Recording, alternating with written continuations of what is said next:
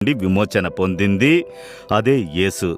మన హృదయంలో ఉన్న వాటిని ఆయన ఎరుగును.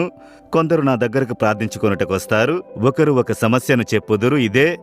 అయితే ఆత్మదేవుడు, ఇది వారి రియల్ ప్రాబ్లం కాదు కుమారుడా, నీ దగ్గర దాస్తున్నారు, వారు చెప్పేది వేరే, ఇదే నిజము.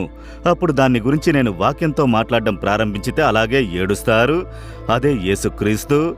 మీ హృదయంలో ఉన్నది ఆయనకు తెలుసు.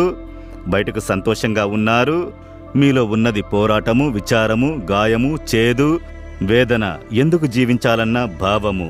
కలవరపడుచున్నారా? యేసు చెబుతున్నారు, నా కుమారుడా, నా కుమార్తె, నీ హృదయం నాకు తెలుసు. నేను నీ కొరకు మరణించాను, నీ కొరకు రక్తం చిందించాను. నేను నీ గాయములను కట్టలేనా? నేను నీ సమస్యను మార్చలేనా?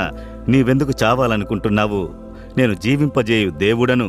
నీవురా, నా దగ్గరకు రమ్ము, నీ చెయ్యి నా చేతిలో పెట్టు, నేను నీకు సహాయం చేసేదనని చెబుతున్నారు. అందుకే నేను సిలువకు వెళ్ళాను.